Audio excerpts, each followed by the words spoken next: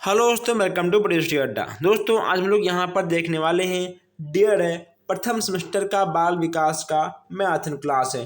जैसा कि आप लोगों ने लगातार हमारे पास व्हाट्सएप किया था कि सर बाल विकास कहीं ना कहीं हमें टफ लग रहा है, इसका एक अलग से क्लास आप लगा दीजिए। तो यहाँ पे कहीं ना कहीं क्लास आपकी लग चुकी है। अब आपकी जिम्मेदारी है कि आप इसको शेयर भी करें अपने दोस्तों के साथ।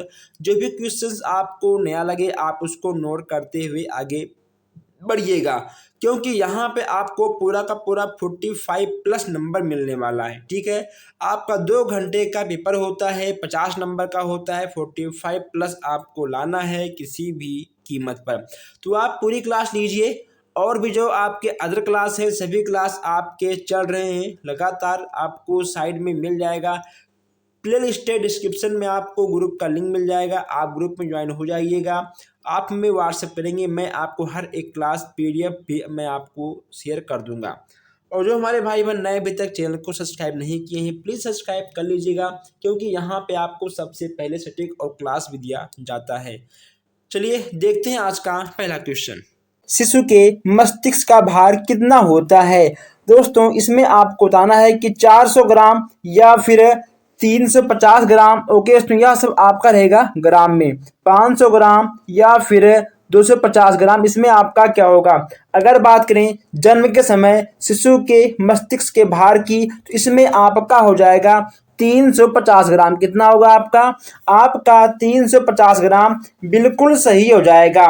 नेक्स्ट यहाँ पे आपका दूसरा है कि जन्म के समय 5 वर्ष तक की अवस्था कहलाती है। जन्म के समय से 5 वर्ष की अवस्था क्या कहलाती है? इसमें दोस्तों आपका हो जाएगा शैशव अवस्था। क्या होगा? शैशव अवस्था आपका बिल्कुल सही हो जाएगा। आपका एक भी प्रश्न यहाँ से नहीं मिस होना चाहिए। बहुत ही मोस्ट इंपॉर्टेंट प्रश्न है सब। बाल विकास का विभाजन कितनी अवस्थाओं में किया जाता है? आपको बताना है कि बाल विकास का विभाजन कितनी अवस्थाओं में किया जाता है।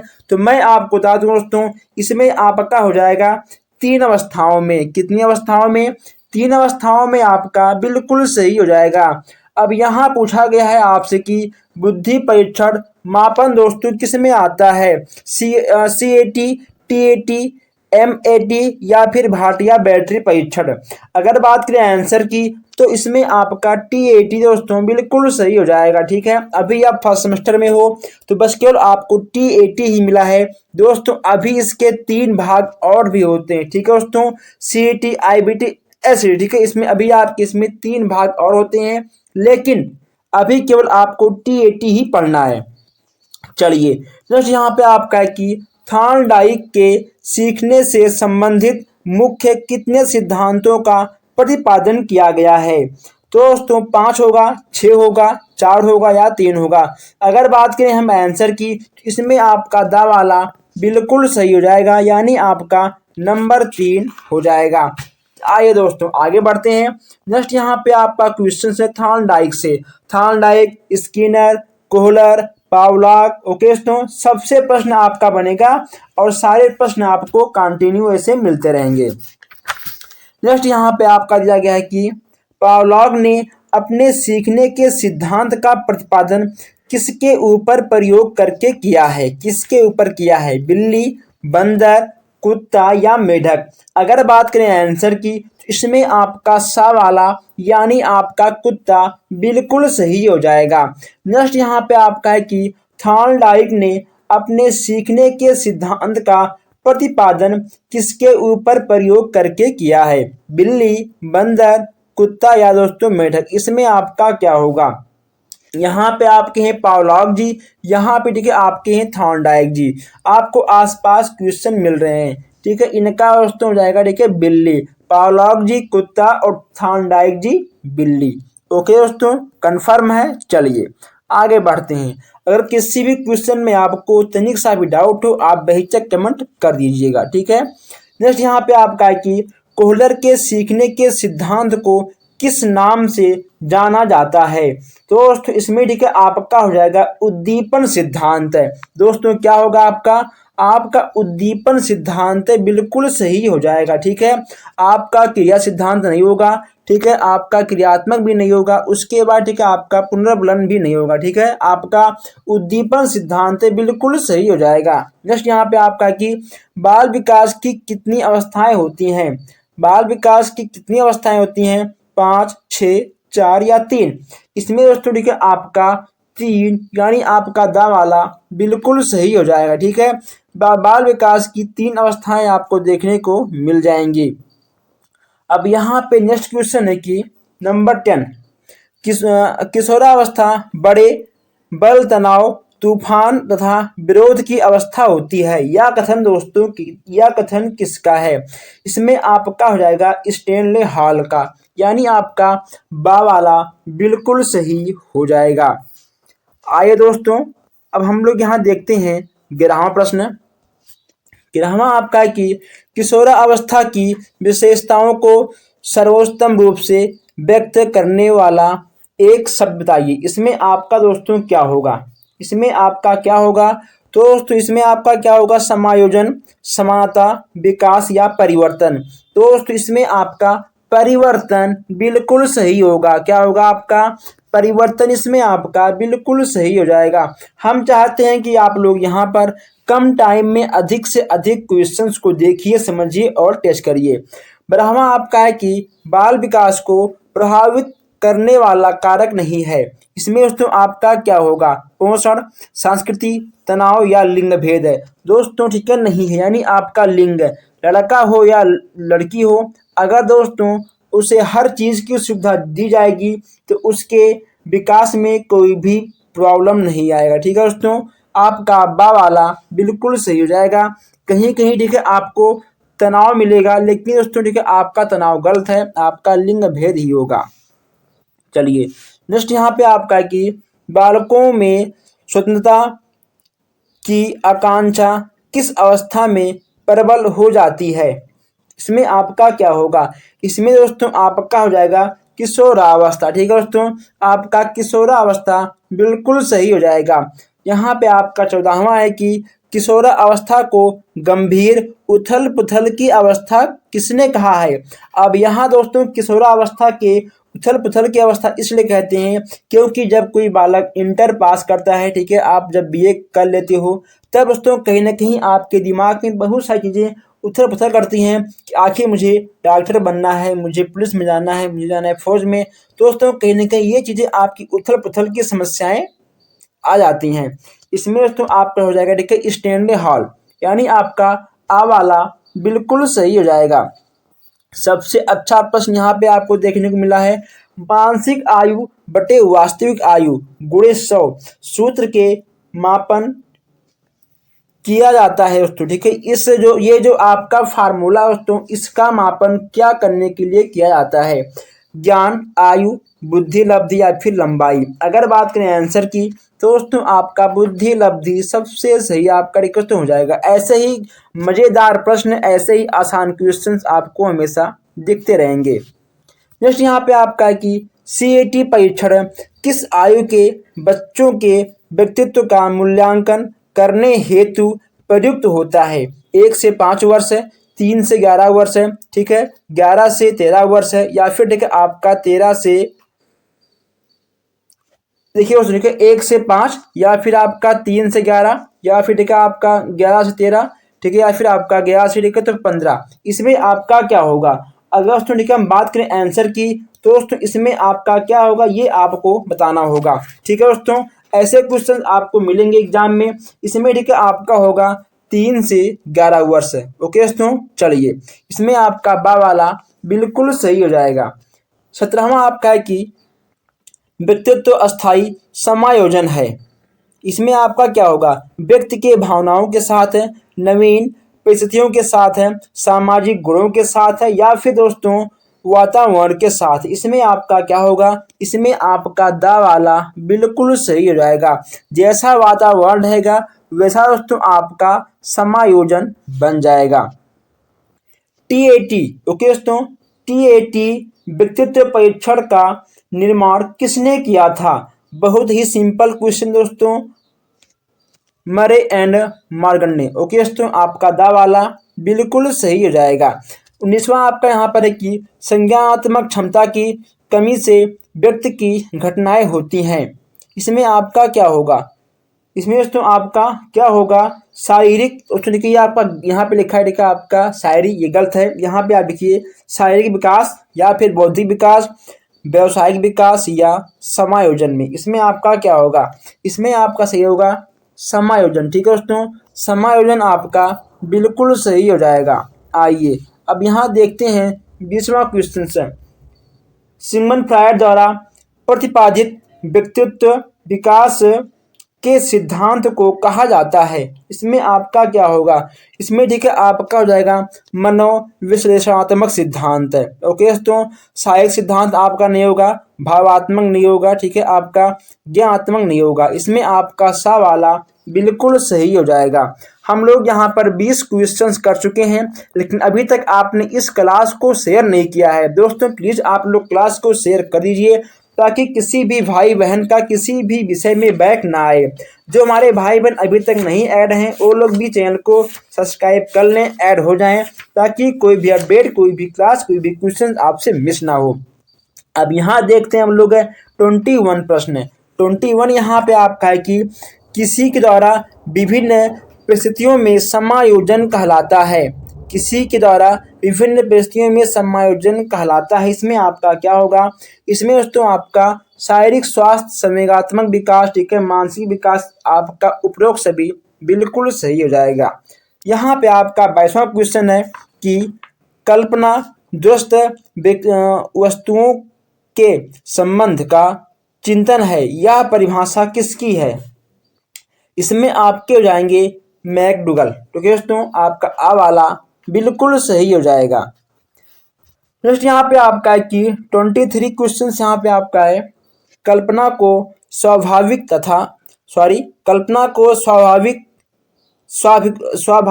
ओके दोस्तों, स्वाभाविकता का नाम किस शिक्षा शास्त्री ने दिया था? कल्पना को स्वाभाविकता का नाम किस शिक्षा शास्त्री ने दिया है, ये आपको बताना है। तो इसमें आप हो जाएंगे टीपी नन ने। ओके दोस्तों, आपका बा वाला बिल्कुल सही हो जाएगा। 24 यहाँ पे आपका है कि चिंतन एक प्रकार का रहस्यपूर्ण व्यवहार है। चिंतन एक प्रकार का रहस्यपूर्ण व्यवहार है, यह कथन किसका है? दोस्तों यह कथन किसका है? तो यह कथन ठीक है आपका आ जाएगा गेट का। ठीक है दोस्तों, इसमें आपका दा वाला बिल्कुल सही हो जाएगा। नेक्स्ट यहाँ पे आपका है 25, निम्नलिखित में से कौन सा तत्व चिंतन से संबंधित नहीं है? ठीक है, कौन सा तत्व चिंतन से संबंधित नहीं है, ये यहाँ पे आपको बताना है। इसमें दोस्तों आपका दा वाला बिल्कुल सही ठीक है हो जाएगा। जो क्वेश्चंस आपको नया लग रहा हो उस क्वेश्चंस को आप लोग नोट कर लीजिए, ताकि आप लोग बाद में ये ना कहो कि सर ये क्वेश्चंस आउट ऑफ कोर्स आया था। ठीक है, हम यहाँ पर आपके सभी बुक के एक एक क्वेश्चंस को मिक्स कर देने वाले हैं, ताकि क्वेश्चंस कहीं से भी आए आपके निगाहों से ना छूटे।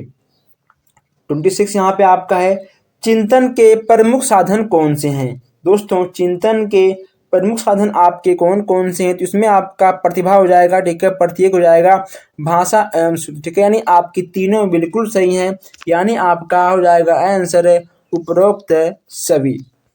नेक्स्ट यहाँ पे आपका है कि निम्नलिखित में कौन सी शिक्षण विधि चिंतन को महत्व प्रदान करती है? दोस्तों इसमें आपका क्या होगा? समस्या समाधान विधि, खेल विधि, व्याख्यान विधि या अन्वेषण विधि। इसमें आपका क्या होगा? दोस्तों जब इसमें आपकी शिक्षण विधि चिंतन, ठीक है, जब इसमें आपका चिंतन का महत्व आ गया, इसमें कहीं ना कहीं आपका बा वाला बिल्कुल सही हो जाएगा। ठीक है दोस्तों, इसमें आपका खेल विधि बिल्कुल सही हो जाएगा। चलिए आगे बढ़ते हैं।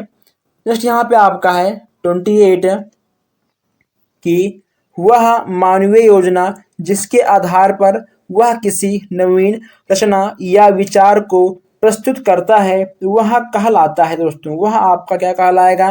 ठीक है, वह आपका कहलाएगा कल्पना। दोस्तों क्या होगा? कल्पना आपका बिल्कुल सही ठीक है हो जाएगा। अब यहाँ पे आपका 29 क्वेश्चन है कि व्यक्तित्व विभिन्न नेताओं को प्रभावित करने वाले प्रमुख कारक कौन से हैं। ओके दोस्तों, आपके प्रमुख कारक कौन से हैं ये यहाँ पे आपको बताना है। अगर दोस्तों हम मान लो इसके आंसर की बात करें, दोस्तों इसका आंसर देखिए आपका हो जाएगा आ और बा। ठीक है, यानी आपका आनुवांशिकता और वातावरण आपका बिल्कुल सही ठीक है हो जाएगा। चलिए आगे बढ़ते हैं। भाषा का नाम, दोस्तों भाषा एवं नाम का प्रयोग किस चिंतन की विशेषता होती है। ठीक है, भाषा एवं नाम का प्रयोग किस चिंतन की विशेषता होती है, इसमें आपको बताना है। मैं आपको बता दूं कि आप प्रश्नों को अच्छे से पढ़ के समझ के तभी आप लोग टिक लगाइएगा।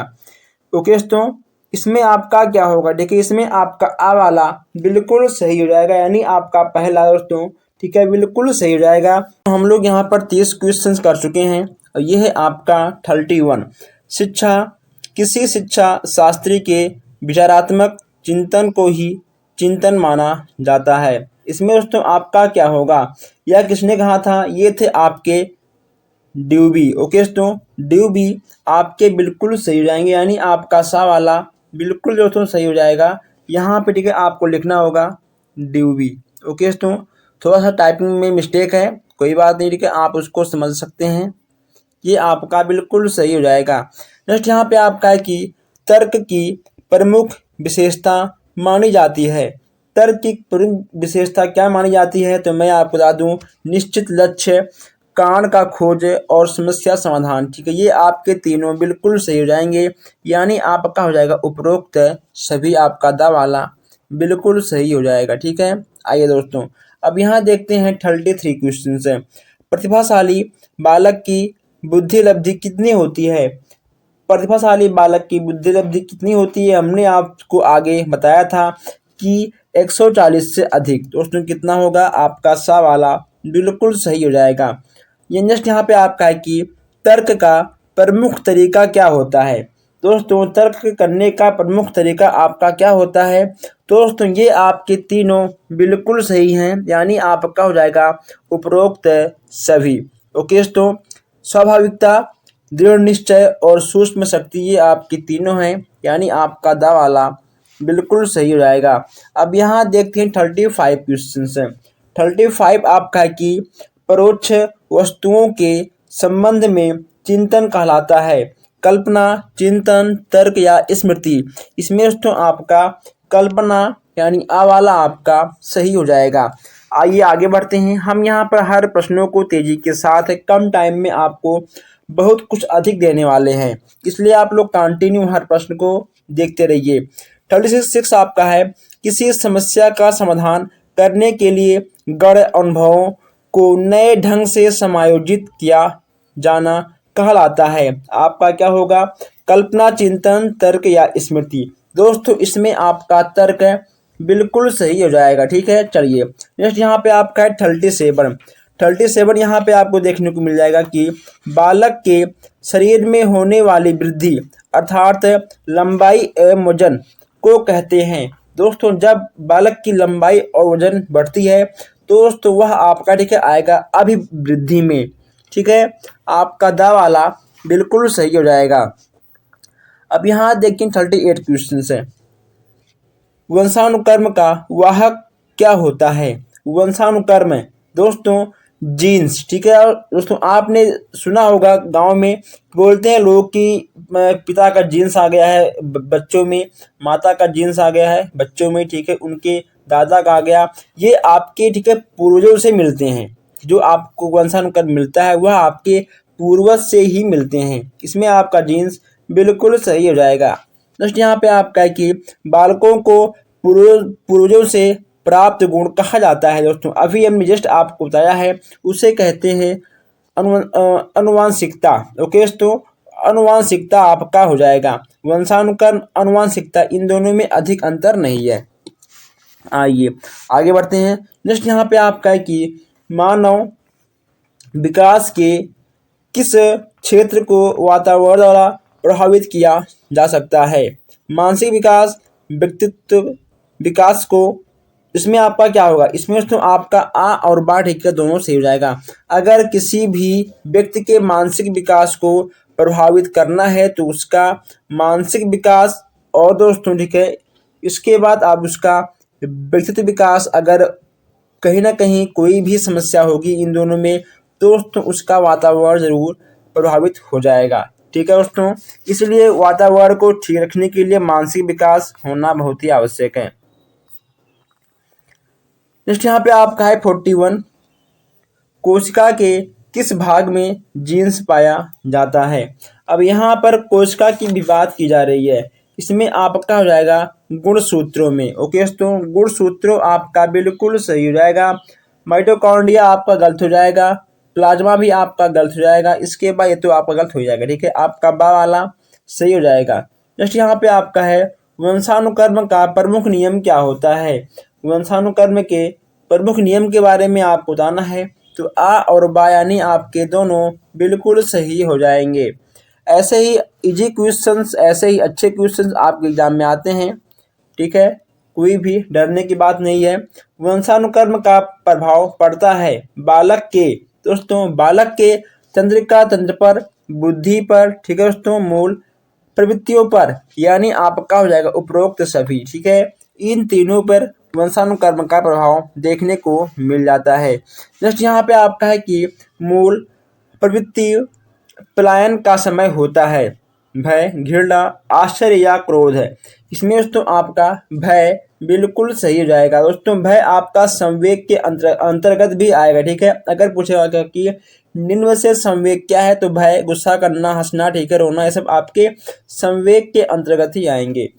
नेक्स्ट यहाँ पे आपका है वंशानुक्रम के प्रभाव के लिए उत्तरदायी ठहराया जाता है। दोस्तों हमने आपसे कहा ही था अभी पहले ही, माता पिता को और सगे संबंधियों को। दोस्तों आ और बा दोनों आपके बिल्कुल सही हो जाएंगे। वंशानुक्रम दोस्तों आपके कहीं ना कहीं पूर्वजों से आता है, आपके सगे संबंधी हो या फिर आपके माता पिता हो, आपके दादा हो, दादी हो, ठीक है, कोई भी हो। नेक्स्ट यहाँ पे आपका है कि 46 है, मैकडूगल ने वंशानुक्रम संबंधित प्रयोग किस प्राणी पर किए हैं। अब जब दोस्तों यहाँ पर मैकडूगल, ठीक है, यहाँ होगा आपका गा, जहाँ आपका खा है वहाँ आपका गा हो जाएगा। ठीक है, गा, मैकडूगल की बात हो जाए तो ये आपके चूहे के लिए बहुत ही प्रसिद्ध है। ओके दोस्तों, नेक्स्ट यहाँ पे आपका है मानसिक विकास पर वातावरण के प्रभाव के संदर्भ में प्रयोग किए हैं। इसमें दोस्तों आपका क्या होगा, हमने आपसे कहा था कि जहां आपको दिख जाए उपरोक्त सभी 99% दोस्तों आपका उपरोक्त सभी ही सही हो जाता है। इसमें आपका दा वाला बिल्कुल सही हो जाएगा। आइए नेक्स्ट यहाँ पे आपका है कि अभ्यास और अनुभव के द्वारा व्यवहार में होने वाला परिवर्तन कहलाता है। अभ्यास और अनुभव की बात की जा रही है। अगर दोस्तों आप अभ्यास करते हो किसी भी चीज़ पर, अगर किसी भी चीज़ से पहले कि कोई भी चीज़ आप कर रहे हो उससे पहले अगर आपको अनुभव है उस चीज़ का, तो उसे हम क्या कहते हैं, यही आपको इसमें बताना है। दोस्तों अगर कहीं पर भी, ठीक है, कहीं पर भी अगर आपको अभ्यास और अनुभव मिल जाए, दोस्तों इसमें आपका क्या होगा, अवधारणा, प्रेरणा या फिर प्रतिकार या अधिगम। इसमें आपका दोस्तों क्या होगा, आप लोग कमेंट करिए। ये बहुत ही आसान क्वेश्चन है, इसमें आपका कुछ भी नहीं है। इसमें दोस्तों ठीक है आपका हो जाएगा अधिगम, यानी सीखना। दोस्तों जितना ठीक है आप सीखोगे, जितना आप अभ्यास करोगे, ठीक है, जितना आप सीखोगे उतना कहीं ना कहीं आपका अनुभव भी बढ़ेगा। नेक्स्ट यहाँ पे आपका कि प्रयत्न और त्रुटि के सिद्धांत के प्रतिपादक कौन है। दोस्तों कोहलर, थॉर्नडाइक, स्किनर या हल, कौन है। बहुत सिंपल क्वेश्चन दोस्तों है, आपका थॉर्नडाइक बिल्कुल सही हो जाएगा। ओके दोस्तों क्या होगा आपका थॉर्नडाइक बिल्कुल सही हो जाएगा। अब देखिए आप लोग यहाँ पर थॉर्नडाइक से आपके बहुत सारे प्रश्न बन जाते हैं। दोस्तों थॉर्नडाइक से आपके बहुत सारे प्रश्न बन जाते हैं। जैसे कि दोस्तों अगर बात करें कि आखिर थॉर्नडाइक जी, आइए अब यहाँ पे थॉर्नडाइक के बारे में थोड़ा जान लेते हैं। थॉर्नडाइक जी ने बिल्ली और मृत यानी मरी हुई मछली पर प्रयोग किया था। ठीक है, थॉर्नडाइक जी ने चूहे पे भी प्रयोग किया था। दोस्तों इनके ठीक है दो नियम हैं, थॉर्नडाइक जी के दो नियम हैं। पहला आपका है मुख्य नियम, ठीक है, दूसरा आपका हो जाएगा गोल्ड नियम। कभी कभी पूछेगा आपसे कि SR, ठीक है, SR थ्योरी किसने दिया था, दोस्तों आपका ठीक होगा थॉर्नडाइक जी ने। ठीक है, संबंध का सिद्धांत है, प्रयत्न एवं भूल का सिद्धांत है, उद्दीपन अनुक्रिया का सिद्धांत है। ठीक है दोस्तों, ये सब सिद्धांत आपके थॉर्नडाइक जी के हैं। अगर पूछे आपसे कि आर प्रकार का सिद्धांत किसने दिया था, तो आपके हो जाएंगे स्किनर महोदय। अब हम आते हैं अपने पॉइंट पर, नहीं तो ऐसे हम बहुत आगे निकल जाएंगे। जस्ट यहाँ पे आपका है कि आईपी, दोस्तों आईपी पावलोव ने प्रयोग किया था। अब यहाँ पर पावलोव जी की बात की जा रही है, आखिर पावलोव जी ने किस पे प्रयोग किया था। तो दोस्तों हमने अभी आपको बताया कि आर प्रकार किसका था। ठीक है, आर प्रकार था स्किनर जी का दोस्तों। ठीक है, एस प्रकार आपका हो जाएगा पावलोव जी का। किसका होगा, पावलोव जी का आपका हो जाएगा। इन्होंने कुत्ते पे प्रयोग किया था। किस पे दोस्तों, इन्होंने कुत्ते पे प्रयोग किया था। ठीक है, पावलोव जी उद्दीपन का प्रयोग किया था। ओके दोस्तों, उसके बाद ये रूस के वैज्ञानिक थे। ओके दोस्तों, आर प्रकार सबसे अधिक आपसे पूछा जाएगा। ये एक प्रकार के शास्त्री थे। ठीक है, कुछ लोग इन्हें शास्त्री जी भी बोला करते थे। आइए आगे बढ़ते हैं। नेक्स्ट यहाँ पे आपको देखने को मिल जाएगा अंतर्दृष्टि का सिद्धांत के जन्मदाता कौन थे। अब यहाँ आपका है अंतर्दृष्टि सिद्धांत के जन्मदाता आपके कौन थे।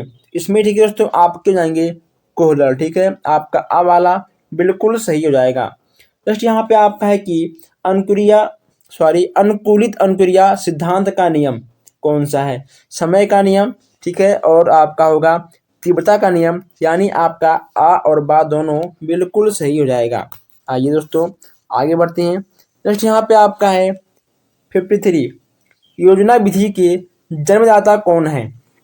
इसमें आपका क्या होगा, तो इसमें तो आपका क्या होगा किलपैट्रिक। ठीक है, आपके किलपैट्रिक आपके बिल्कुल सही हो जाएंगे। थॉर्नडाइक जी ने कितने सिद्धांत दिए हैं। अब यहाँ थॉर्नडाइक की बात की जा रही है। थॉर्नडाइक जी ने कितने सिद्धांत आपके दिए हैं। तो दोस्तों थॉर्नडाइक जी ने आपके 3 सिद्धांत दिए हैं। कितने दोस्तों, 3 सिद्धांत दिए हैं। तीनों का नाम आप चाहो तो लिख सकते हो। अभ्यास का नियम, तत्परता का नियम और प्रभाव का नियम। दोस्तों किसका, अभ्यास का नियम। ठीक है, आपका नंबर 3 बिल्कुल सही हो जाएगा। अभ्यास का नियम, तत्परता का नियम और प्रभाव का नियम थॉर्नडाइक ने 3 सिद्धांत दिए थे। दोस्तों यहाँ पे आपका है कि कोहलर ने अपने सीखने के सिद्धांत का प्रतिपादन किसकी ऊपर प्रयोग किया था। यानी दोस्तों कोहलर ने अपने प्रयोग किस किस किस पर किया था, बिल्ली, चूहे, कुत्ते या फिर वन मानुष पर। अब यहाँ पे बात करते हैं हम कोहलर की। तो जब यहाँ पे ठीक है बात आएगी कोहलर की, ये ठीक है आपके हो जाएंगे वन मानुष। ठीक है, वन मानुष पर इन्होंने प्रयोग किया था। चिंपैंजी, ओके दोस्तों, चिंपैंजी बंदर भी आप उसको बोल सकते हो। चिंपैंजी बंदर का नाम क्या था, सुल्तान था। इन्होंने 6 चिंपैंजी बंदरों पर प्रयोग किया था। दोस्तों इनके कुछ सिद्धांत हैं, आप चाहो तो लिख सकते हो। इनके सिद्धांत हैं सूक्ष्म विधि का सिद्धांत है। ओके दोस्तों, गेस्टाल्ट का सिद्धांत है, अंतर्दृष्टि का सिद्धांत है। ये दोस्तों जर्मन के थे। ठीक है, चलिए आगे बढ़ते हैं। नेक्स्ट यहाँ पे आपका है 56 यहाँ पे आपको देखने को मिल रहा है कि जीन पियाजे द्वारा बालक के संज्ञानात्मक विकास में कितनी अवस्थाओं को बताया है। अब यहाँ जीन पियाजे की बात की जा रही है। दोस्तों इसमें ठीक है आपका हो जाएगा 4 अवस्थाएं। कितनी अवस्थाएं, आपकी 4 अवस्थाएं हो जाएंगी। कौन कौन सी दोस्तों, पहला आपका हो जाएगा संवेगी गामक अवस्था। ठीक है, संवेदी गामक अवस्था आपका पहला हो जाएगा। दूसरा आपका हो जाएगा पूर्व संक्रामक अवस्था। तीसरा आपका हो जाएगा मूर्त अवस्था। ठीक है, चौथा आपका हो जाएगा अमूर्त या अनौपचारिक अवस्था। ठीक है दोस्तों, ये इनकी 4 अवस्थाएं हो जाएंगी और इनकी उम्र जो है अलग अलग हैं। दोस्तों इस पर हम फिर कभी बात कर लेंगे नेक्स्ट क्लास में। ठीक है, चलिए आगे बढ़ते हैं। नेक्स्ट यहाँ पे आपका है कि देखना, सिर उठाना, बैठना और चलना किस प्रकार के अधिगम का उदाहरण आपका हो जाएगा। या दोस्तों देखिए आपका हो जाएगा गामक। दोस्तों इसमें आपका गामक होगा लेकिन कहीं पर भी नहीं दिखाई दे रहा है। तो देखिए यहाँ पे आप लिख लीजिए। ठीक है, गामक अधिगम क्या होगा आपका गामक अधिगम हो जाएगा। ओके दोस्तों, गामक अधिगम आपका हो जाएगा। देखना, सिर उठाना, बैठना, चलना, ठीक है, ये सब आपके गामक अधिगम के अंतर्गत आ जाएगा। आगे बढ़ते हैं। नेक्स्ट यहाँ पे आपका है कि सीखने की प्रमुख विशेषता मानी जाती है। अब यहाँ सीखने की प्रमुख विशेषता आपका क्या होगा, इसमें ठीक है दोस्तों आपका अभ्यास है, विभेदीकरण, ठीक है, लक्ष्य की प्राप्ति, ये आपके तीनों होंगे, यानी आपका हो जाएगा उपरोक्त है सभी।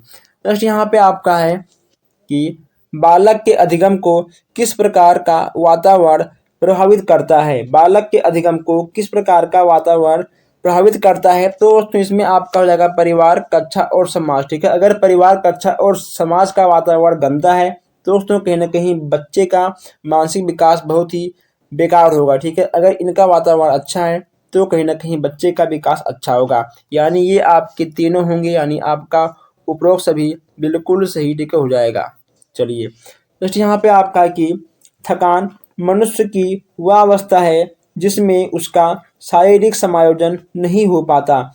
थकान की तो यह परिभाषा दी है दोस्तों, थकान की यह परिभाषा किसने दी है, ये आपको बताना है। तो दोस्तों इसमें ठीक है आपका ड्रिल ने, ओके दोस्तों, ड्रिल ने आपका दिया है, इसमें ऑप्शन नहीं है। ठीक है, इसको आप काट के यहाँ ले सकते हैं। ठीक है, ड्रिल ने। दोस्तों आपका एग्जाम बहुत नज़दीक है, ठीक है, इसलिए क्लास देने में जल्दबाजी में कहीं ना कहीं टाइपिंग मिस्टेक हो जाता है, कोई बात नहीं। ठीक है दोस्तों, इसमें आपका ड्रिल बिल्कुल सही हो जाएगा। तो दोस्तों हम लोग 60 क्वेश्चन देख चुके हैं, ये है आपका 61 क्वेश्चन है।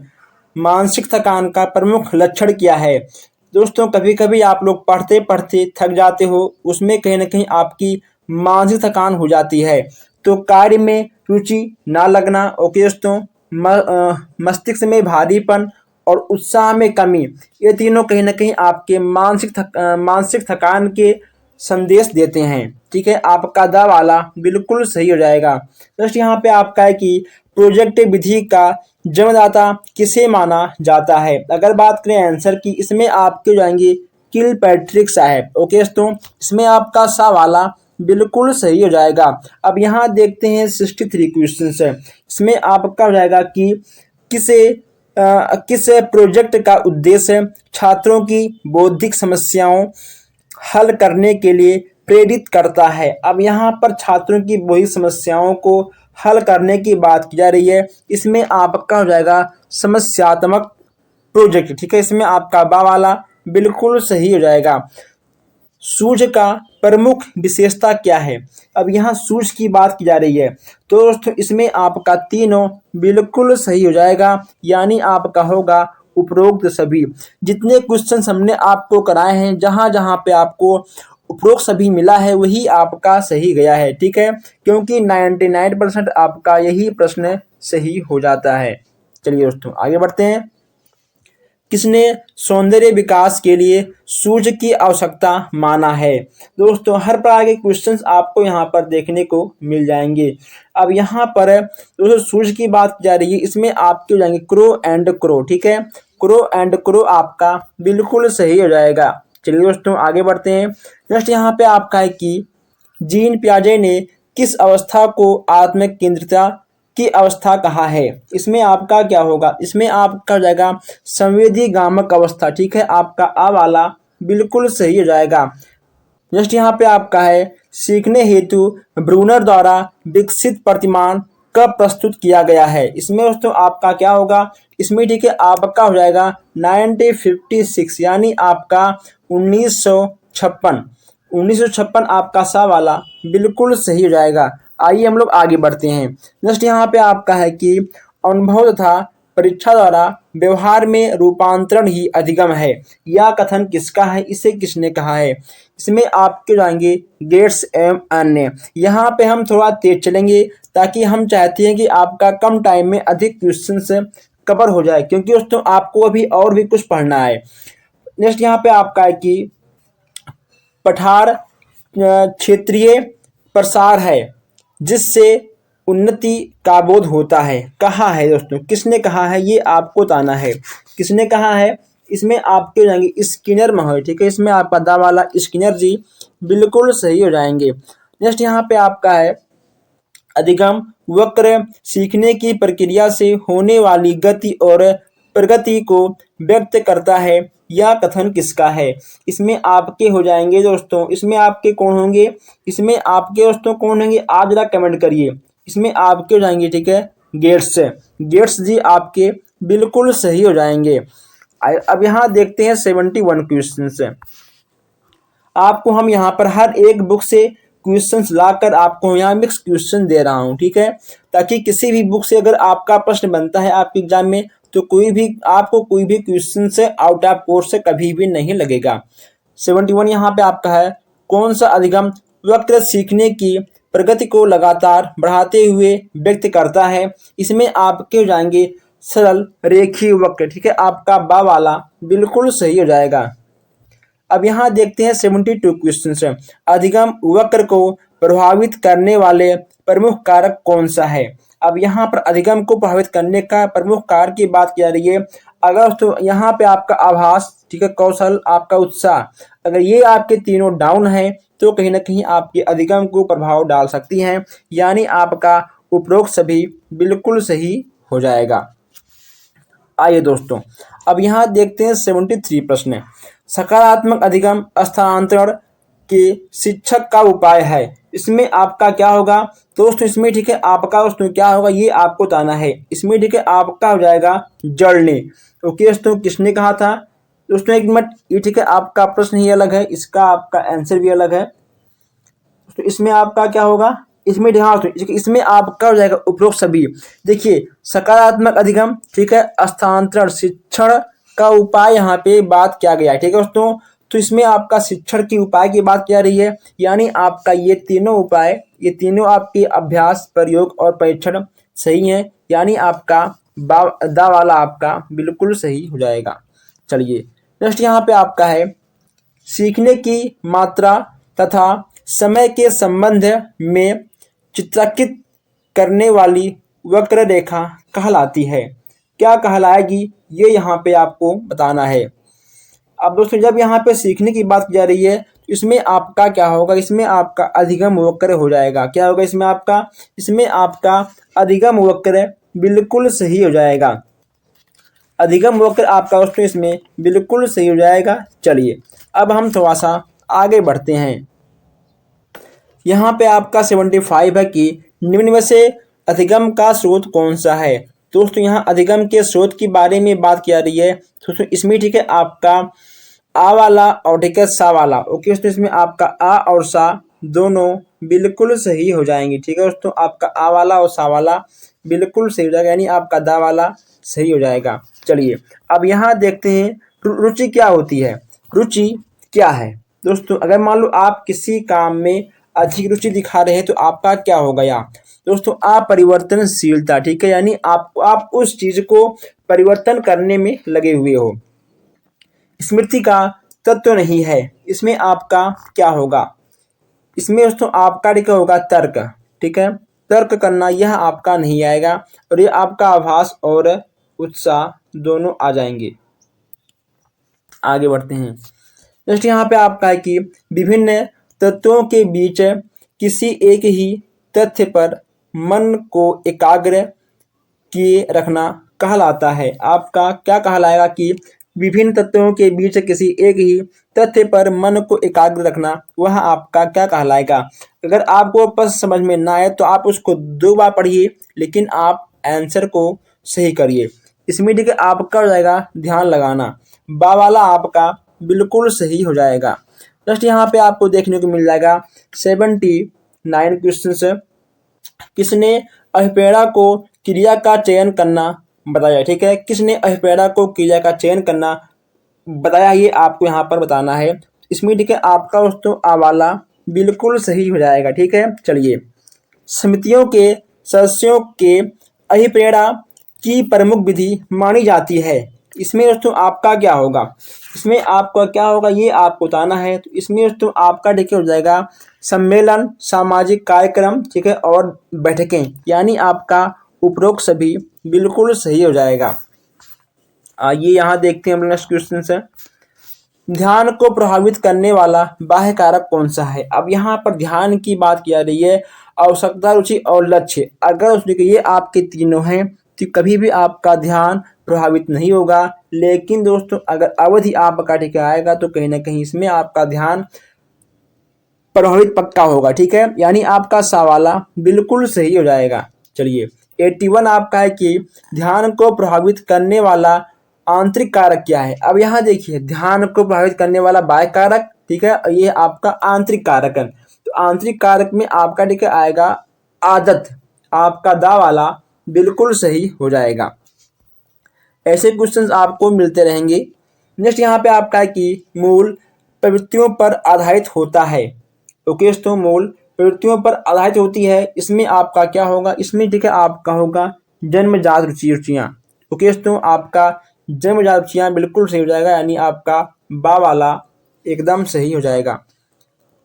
संवेदिक स्मृति कहलाती है, इसमें आपका क्या होगा दोस्तों, इसमें आपका क्या होगा ये आपको बताना है। इसमें देखिए आपका जाएगा तत्कालिक स्मृति। ठीक है, यानी आपका आ वाला बिल्कुल सही हो जाएगा। चलिए आगे बढ़ते हैं। नेक्स्ट यहाँ पे आपका है कि वे प्रेरक जिन्हें व्यक्ति अपने प्रयासों से प्राप्त करता है वह कहलाता है, वह आपका क्या कहलाएगा, वह ठीक है आपका हो जाएगा अर्जित प्रेरक, यानी आपका आ वाला बिल्कुल सही हो जाएगा।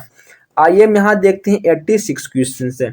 86 आपका है कि अधिगम, धारणा, पुनः स्मरण तथा पहचान आदि प्रक्रिया आती है। इसमें आपका क्या होगा दोस्तों, इसमें ठीक है आपका होगा स्मृति के अंतर्गत है, स्मृति के अंतर्गत, यानी आपका दावाला बिल्कुल सही हो जाएगा। अब दोस्तों आइए हम यहाँ कुछ क्वेश्चंस और देख लेते हैं। इसमें आपका है कि ध्यान प्रवृत्तियों का मापन नहीं है दोस्तों, ठीक है, केंद्रीय प्रवृत्तियों का मापन नहीं है। इसमें आपका क्या होगा, इसमें ठीक है आपका हो जाएगा प्रसार आपका बिल्कुल सही हो जाएगा। अब यहाँ देखते हैं 88 क्वेश्चन से।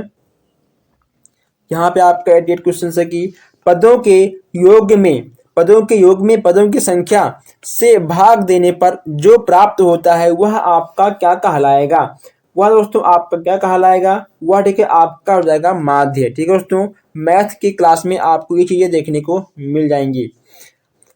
संख्यांकी की उपयोगिता होती है, इसमें आपका क्या होगा, इसमें ठीक है दोस्तों आपका शिक्षा, चिकित्सा और व्यापार, ठीक है, तीनों में इसका उपयोग होता है, यानी आपका दावाला बिल्कुल सही हो जाएगा।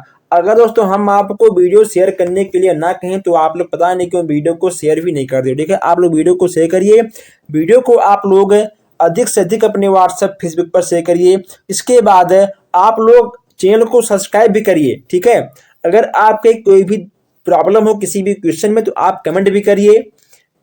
ओके दोस्तों बस आज के लिए इतना ही। हम मिलते हैं फिर आपसे नेक्स्ट क्लास में, नेक्स्ट अपडेट में। धन्यवाद।